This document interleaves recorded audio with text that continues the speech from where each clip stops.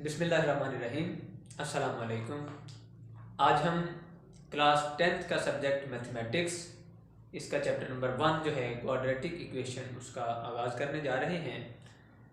तो इससे पहले कि हम अपने लेक्चर का आगाज़ करें, अगर आपको यह हमारी वीडियो अच्छी लगे तो आप हमारी इस वीडियो को लाइक कीजिएगा, कमेंट कीजिएगा और शेयर कीजिएगा, और हमारे इस चैनल को सब्सक्राइब कीजिएगा और बेल आइकॉन को ज़रूर प्रेस कीजिएगा ताकि हमारी हर आने वाली नई वीडियो आप तक बआसानी पहुंच सके।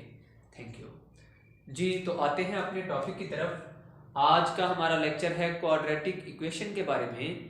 तो आज हम इंट्रोडक्शन इसका करेंगे कि क्वाड्रेटिक इक्वेशन होती क्या है, कैसे जनरेट होती है।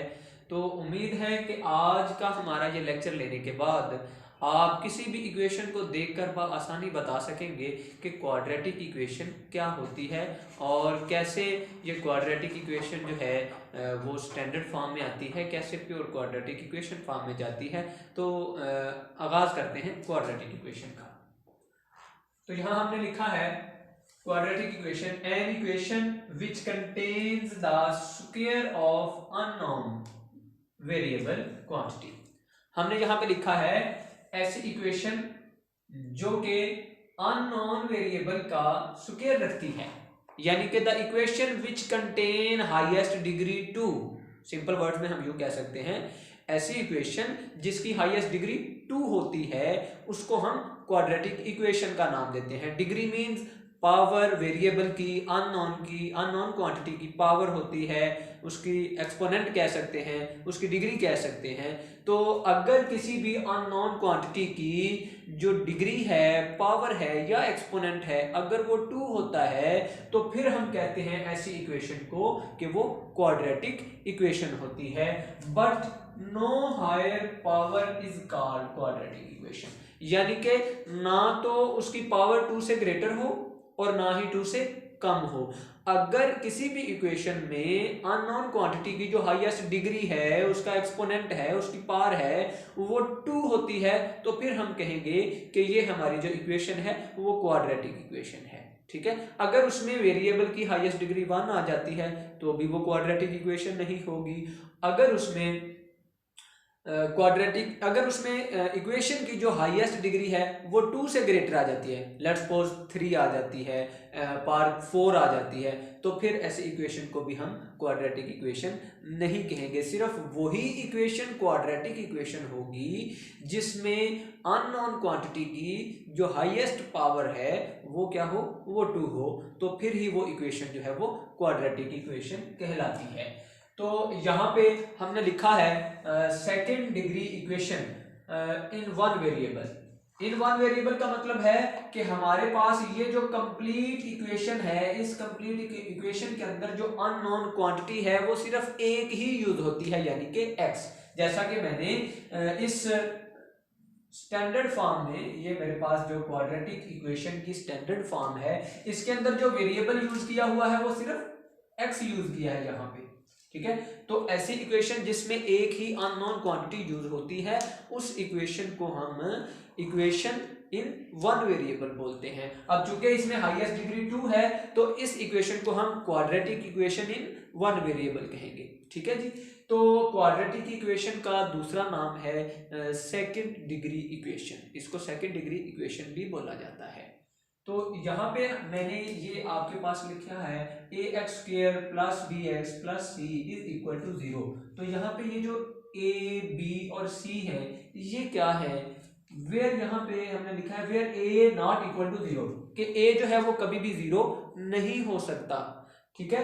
और a b c are real number, कि यहाँ पे जो x स्क्वायर के साथ a है, x के साथ b है और ये c है, ये तीनों जो हमारे पास है ये रियल नंबर्स हैं, यानी ये पॉजिटिव भी हो सकते हैं, ये नेगेटिव भी हो सकते हैं। ठीक है जी। तो रियल नंबर्स ये हमारे a b और c हैं। यहाँ पे हमने एक बात की है कि ये जो a है, a कभी भी 0 नहीं हो सकता। उसकी भी एक रीजन है, हम फर्दर इसके बारे में डिस्कस करते हैं।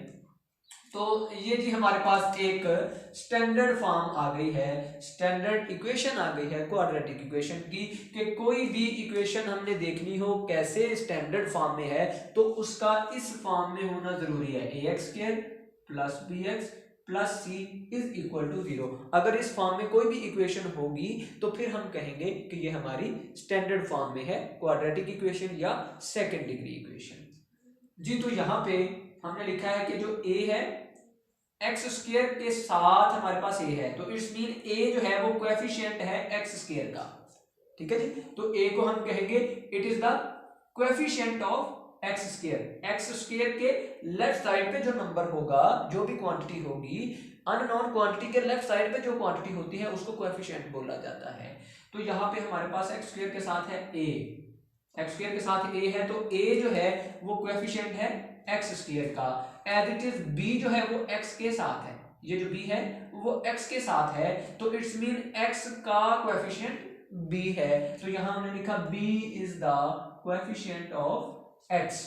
ठीक है, उसके साथ ही यहां हमने देखा यहां सिर्फ सी है, यहां अननोन क्वांटिटी नहीं है, तो ऐसा नंबर, ऐसी क्वांटिटी जिसमें अननोन वेरिएबल ना हो, अननोन क्वांटिटी ना हो, तो सिंपली जो नंबर होता है उसको हम कहते हैं कांस्टेंट टर्म।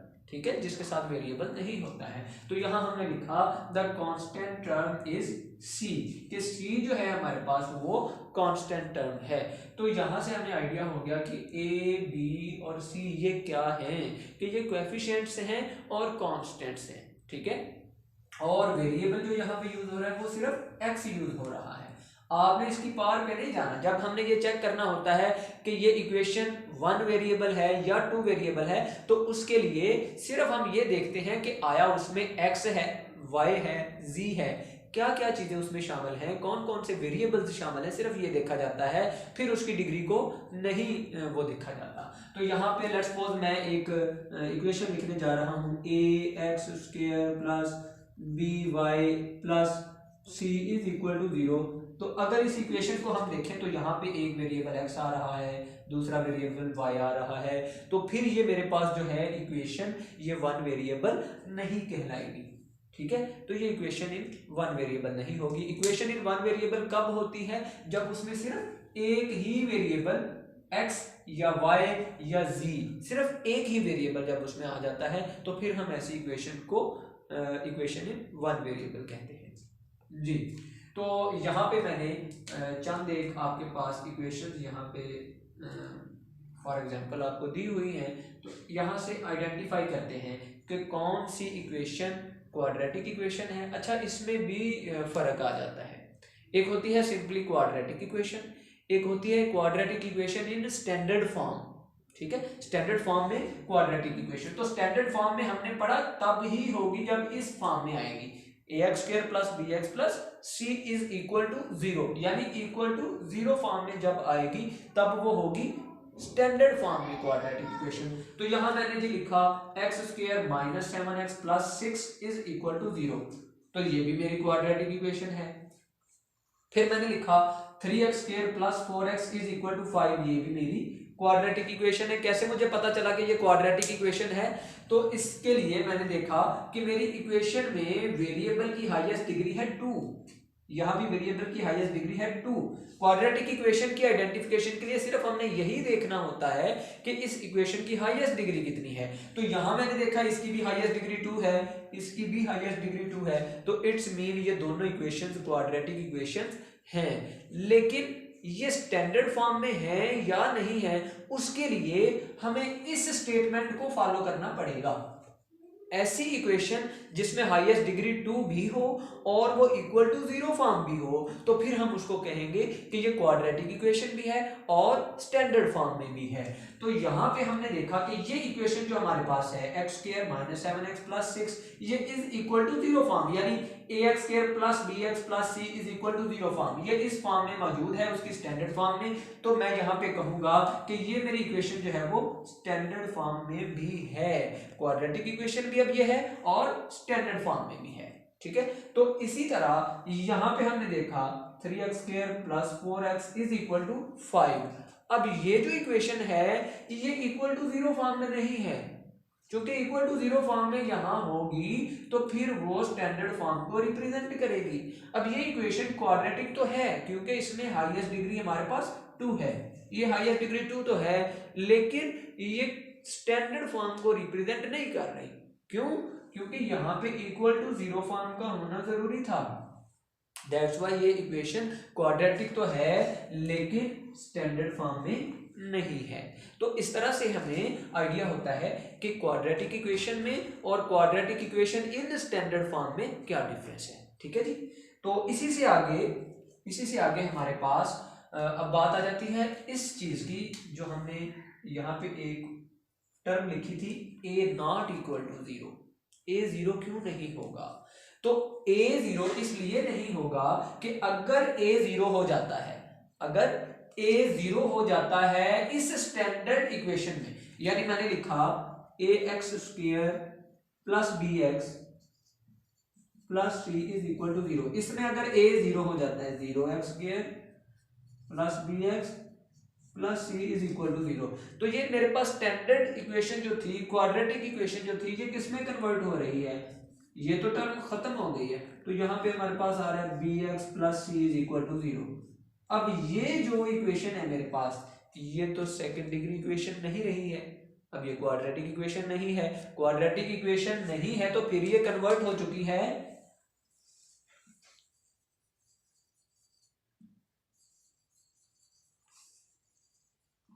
लीनियर इक्वेशन में। इट्स मीन अब ये हमारी रिड्यूस हो गई है, ये इक्वेशन जो क्वाड्रेटिक इक्वेशन थी ये रिड्यूस होकर लीनियर इक्वेशन बन चुकी है। इसलिए यहाँ पे ये रिस्ट्रिक्शन है, ये बाउंडिंग है, हमें ये बाउंड कर दिया गया है कि ए कभी भी जीरो नहीं हो सकता। अगर ये जीरो हो जाएगा तो फिर ये हमारी जो क्वाड्रेटिक इक्वेशन है ये क्वाड्रेटिक नहीं रहेगी, ये लीनियर इक्वेशन में कन्वर्ट हो जाती है। इसलिए ए जो है हमारा वो कभी भी जीरो नहीं होगा।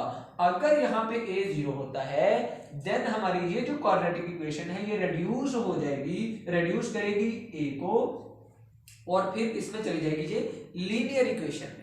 ठीक है, ये लीनियर इक्वेशन में कन्वर्ट होने के बाद B x plus C is equal to zero आ जाएगी, और ये हमारे पास लीनियर इक्वेशन होती है जिसमें हमारे पास हाईएस्ट डिग्री 1 होती है।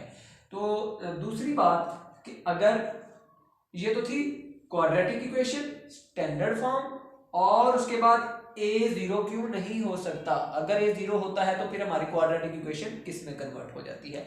इसी के बाद फर्दर अगर हमारा कोएफिशिएंट ये जो बी है, ये बी कोएफिशिएंट जो है अगर ये जीरो होता है तो फिर हमारी क्वाड्रेटिक इक्वेशन किस में कन्वर्ट होती है? यहां हम देखते हैं कि if b is equal to zero in a x square plus B x plus C is equal to zero, अगर इसमें हमारे पास जो b है ये b जीरो हो जाता है तो फिर हमारी क्वाड्रेटिक इक्वेशन जो है वो बन जाती है प्योर क्वाड्रेटिक इक्वेशन। ये प्योर क्वाड्रेटिक इक्वेशन में कन्वर्ट हो जाती है। वो कैसे? यहाँ पे देखें, ये हमारे पास स्टैंडर्ड इक्वेशन थी A x square plus B x plus C is equal to zero. अगर यहाँ पे हमारे पास b की जगह आ जाता है जीरो तो हमारे पास जो टर्म बाकी रह जाती है A x square plus C is equal to zero. तो इस फॉर्म को हम प्योर क्वाड्रेटिक इक्वेशन का नाम देते हैं। ठीक है जी, यहाँ पे 3 डिफरेंट बातें हैं जी। पहली बात क्वाड्रेटिक इक्वेशन क्या होती है, दूसरी बात कि जो स्टैंडर्ड फॉर्म में क्वाड्रेटिक इक्वेशन है वो क्या होती है, और अभी हमने तीसरी बात यहाँ पे डिस्कस की है कि प्योर क्वाड्रेटिक इक्वेशन क्या होती है। तो प्योर क्वाड्रेटिक इक्वेशन के लिए इस बात का होना जरूरी है कि हमारे पास जो b टर्म है, ये b कोएफिशिएंट है, ये क्या होना चाहिए? ये जीरो होना चाहिए। तो फिर हमारी quadratic equation pure quadratic equation बन जाती है। जैसा कि मैंने यहाँ पे चंद एक एग्जांपल्स आपके सामने रिप्रेजेंट की हैं कि x square minus 16 is equal to zero, ये क्वाड्रेटिक इक्वेशन है। उसके लिए हमने देखना है इसकी डिग्री को, हाईएस्ट डिग्री 2 है, ये क्वाड्रेटिक इक्वेशन है। अब इसमें कोएफिशिएंट b नहीं है, bx वाला कोएफिशिएंट नहीं है, तो इट्स मीन ये हमारे पास क्या है जी? प्योर क्वाड्रेटिक इक्वेशन है। एज इट इज यहाँ पे देखें 4x square is equal to 7। अब इसमें भी bx वाली टर्म जो है, ये वाली टर्म नहीं है हमारे पास इस इक्वेशन के अंदर। हाईएस्ट डिग्री 2 जरूर है, क्वाड्रेटिक जरूर है, लेकिन bx वाली टर्म नहीं है। इट्स मीन ये भी हमारे पास प्योर क्वाड्रेटिक इक्वेशन है। ठीक है जी, तो ये तो था हमारे पास इंट्रोडक्शन क्वाड्रेटिक इक्वेशन के बारे में। क्वाड्रेटिक इक्वेशन क्या होती है, उसकी स्टैंडर्ड फॉर्म क्या होती है, और उस स्टैंडर्ड फॉर्म के अंदर जो हमारे पास ए, बी और सी हैं वो क्या होते हैं, अननोन क्वांटिटी क्या होती है, और हमारे पास जो है इक्वेशन इन वन वेरिएबल क्या होती है और इक्वेशन इन टू वेरिएबल क्या होती है, ये अभी हमने देखा। अभी हम देखते हैं कि इस क्वाड्रेटिक इक्वेशन का जब हमने सॉल्यूशन लेना है, जब इसको सॉल्व करना है, तो इसको सॉल्व करने के कितने मेथड हैं, अभी ये देखते हैं।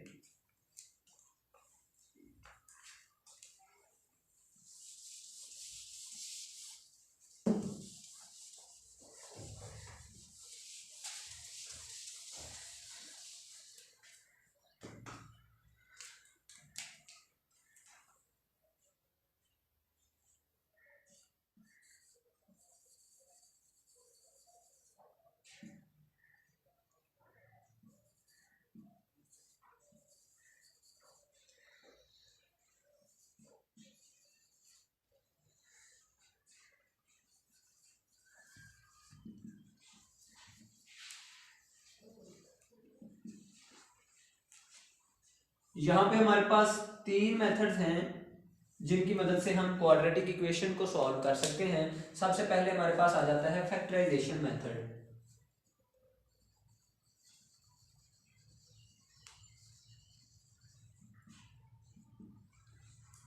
दूसरा मेथड हमारे पास आ जाता है कंप्लीटिंग स्क्वायर मेथड।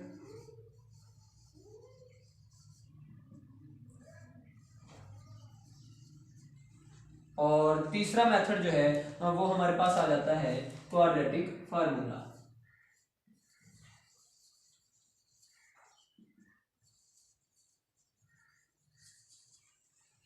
ये तीन मेथड है हमारे पास जिनकी मदद से हम क्वाड्रेटिक इक्वेशन को सॉल्व कर सकते हैं। पहला मेथड फैक्टराइजेशन मेथड है, दूसरा कंप्लीटिंग स्क्वायर मेथड है, तीसरा क्वाड्रेटिक फार्मूला है। तो इन तीन मेथड्स की मदद से हम क्वाड्रेटिक इक्वेशन को सॉल्व आउट कर सकते हैं। तो अभी आज हम इसका पहला मेथड जो है फैक्टराइजेशन मेथड वो क्या होता है उसके लिए हम एक एग्जांपल यहाँ पे लेते हैं, फिर इंशाल्लाह अपने नेक्स्ट लेक्चर में हम डिस्कस करेंगे कंप्लीटिंग स्क्वायर और क्वाड्रेटिक फार्मूला जो है उसके थ्रू हम क्वाड्रेटिक इक्वेशन को कैसे सॉल्व कर सकते हैं।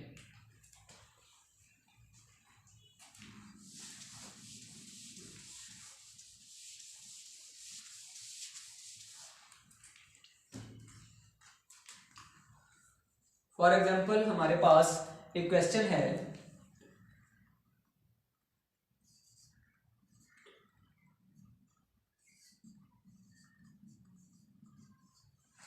ये हमारे पास एक क्वाड्रेटिक इक्वेशन है। तो इस क्वाड्रेटिक इक्वेशन को बाय फैक्टराइजेशन मेथड हम कैसे सॉल्व करेंगे, तो क्या टेक्निक है, आज फैक्टराइजेशन मेथड को हम सॉल्व करेंगे और इस एग्जाम्पल को अंडरस्टैंड करने के बाद आप इस काबिल हो जाएंगे कि कोई भी आपके पास क्वाड्रेटिक इक्वेशन जो होगी उसको फैक्टराइजेशन मेथड से कैसे सॉल्व करना है, क्या मेथड है, तो बड़ी आसानी से आप उसको कर सकते हैं। क्योंकि अक्सर औकात हमारे पास आता है कि यहाँ पे अमाउंट बहुत बड़ी आ जाती है और उसके फिर फैक्टर बनाने के लिए हमें सोचना पड़ता है कैलकुलेटर के जरिए, फिर वैसे उसको सोचना पड़ता है कि किन किन नंबर्स को मल्टीप्लाई किया जाए, ऐड किया जाए तो ये फैक्टर इसके पॉसिबल हो जाए। तो मैं आपको आसान सी आज ये ट्रिक यहाँ पे बताने जा रहा हूँ कि आपने देखना होता है कि एक्स स्क्वायर इसका कोएफिशिएंट क्या है और यहाँ पे कांस्टेंट टर्म क्या है। तो यहाँ पे हमने देखा कि यहाँ पे मेरे पास कोएफिशिएंट एक्स स्क्वायर का 1 है और यहाँ पे कांस्टेंट है 6। तो मैंने इन दोनों को मल्टीप्लाई करके देखना है क्या आता है। तो यहाँ पे मेरे पास 1 और 6, इन दोनों को मैंने मल्टीप्लाई करके देखा, मेरे पास नंबर आता है 6। अब मैंने इन दोनों टर्म्स को एज इट इज यहाँ पे लिख लेना है, x square plus 6 is equal to 0। अब बात आ गई है जी -5x की। अब मैंने -5x को इस तरह कन्वर्ट करना है, इस तरह लिखना है कि वो कोई से दो नंबर ऐसे हों जिनको मैं ऐड करूं तो मेरे पास -5x आ जाए और उनको मल्टीप्लाई करूं तो मेरे पास वो +6x² आ जाए। ठीक है जी। तो अब लेट्स सपोज ये तो एक स्मॉल सा नंबर है, मुझे नहीं आता याद, मुझे याद नहीं आता कि किस किस नंबर को मैं मल्टीप्लाई करूं या ऐड करूं तो मेरे पास 5 या 6 आएगा। तो उसके लिए आप रफ अमल में आप सिंपली उसके यूं फैक्टर बना के देख लें। मेरे पास नंबर मुझे चाहिए 6, तो मैंने यहाँ पे लिखा 2 3 6 और 3 1 3। अब कौन से दो पॉसिबल नंबर आ गए मेरे पास, 2 और 3, ठीक है। तो अब मैं यहां से मुझे आइडिया हो रहा है कि अगर 2 और 3 को ऐड किया जाए तो ये 5 बनेंगे, ठीक है जी। और अगर इन दोनों को मल्टीप्लाई किया जाए तो फिर मेरे पास 6 आ जाएगा। इट्स मीन ये दो ही पॉसिबल नंबर्स हैं, जिनको मैं ऐड करूंगा तो 5x आएगा और जिनको मैं मल्टीप्लाई करूंगा तो मेरे पास 6 आ जाएगा। तो यहाँ पे चूंकि मैंने इस साइन का भी ख्याल रखना होता है कि मुझे माइनस साइन चाहिए या प्लस साइन चाहिए। अगर यहाँ पे मेरे पास होता प्लस 5x तो मैं इनके साथ लिखता +2 +3, तो +2 +3 मेरे पास +5 हो जाते। अब चूंकि मेरे पास यहाँ माइनस है तो मैंने लिखना है -2x -3x, तो ये ऐड करने से होंगे -5x और जब मल्टीप्लाई करेंगे इनको तो फिर वो होंगे +6x²। तो यहाँ पे हम लिखते हैं -2x -3x। जी, हमने ये स्प्लिट कर लिया है -5x को -2x और -3x की फॉर्म में। तो अब यहां से हमने देखा कि ये हमारे पास 4 टर्म्स आ गई हैं, 1 2 3 एंड 4 टर्म्स आ गई हैं। अब हमने इनके 2 टर्म्स के पेयर बना के इनको सॉल्व कर लेना है। सबसे पहले मेरे पास ये फर्स्ट 2 टर्म्स आती हैं, इनको मैं लिखूंगा यहाँ पे। इन दोनों में से मैंने देखा x कॉमन है तो यहां से मैंने x को कॉमन किया, x, एक टर्म x की बाहर आ गई, एक टर्म x की अंदर आ गई, -2, ये x बाहर हमने कॉमन कर लिया, ब्रैकेट क्लोज कर देंगे। उसके बाद मैंने देखा ये दोनों जो टर्म्स हैं, ये नेक्स्ट 2 टर्म्स जो हैं ये 3 पे डिविजिबल हैं, ये दोनों 3 पे डिविजिबल है, तो इट्स मीन इसमें से 3 कॉमन हो सकता है। तो मैंने क्या करना होता है कि मैंने अपनी फर्स्ट टर्म को पॉजिटिव बनाकर लिखना होता है। तो उसके लिए मुझे सिंबल जो इसका साइन माइनस का है वो भी कॉमन करना पड़ेगा। तो यहाँ पे मैं लिखूंगा -3 × x रह जाएगा। अब यहां से अक्सर हम मिस्टेक कर जाते हैं कि यहाँ मुझे अब माइनस लगाना पड़ेगा या प्लस लगाना पड़ेगा। तो उसके लिए भाई सिंपल सी बात ये याद रखा करें आप, ये देखें, पहला माइनस, ये दूसरा माइनस, तो क्या बना, प्लस बन गया। अब हमने क्या किया, एक माइनस, इसमें से एक माइनस जो है वो बाहर लगा लिया। इट्स मीन 2 माइनस हो तो प्लस बनता है, प्लस में से एक माइनस हमने बाहर लगा लिया है, तो हमारे पास कितने माइनस रह गए, एक माइनस रह गया। अब 3 को 6 पे डिवाइड करेंगे तो 2 आ जाएगा, ये bracket close is equal to 0 आ गया। तो इस तरह से हमारे पास ये x -2 आ गया है। तो अगर आप इस चीज को याद रखेंगे कि 2 माइनस हो तो प्लस बनता है, तो एक प्लस में से एक माइनस जब बाहर आ जाए तो एक माइनस अंदर रह जाता है। तो इस तरह से फिर हम कोई भी गलती जो है वो नहीं करेंगे। तो अब मैंने देखा इन दोनों में ये ब्रैकेट कॉमन है, x -2 ये कॉमन है, सेम है, तो इसको कॉमन करते हैं। यहां से मेरे पास आ जाएगा x -2 और ये तो हो गया कॉमन, यहां से x -2 कॉमन हो गया, यहां रह गया x लिखा, x -2 कॉमन हो चुका है, यहां रह गया -3 आ गया इज इक्वल टू 0। ठीक है जी। तो अब चूंकि हमने इसका सॉल्यूशन सेट फाइंड आउट करना है, तो सॉल्यूशन सेट के लिए हमें इन दोनों को सेपरेट इक्वल टू 0 पुट करना पड़ेगा। तो उसके लिए फिर हम यहाँ पे लिखते हैं x -2 इज इक्वल टू 0,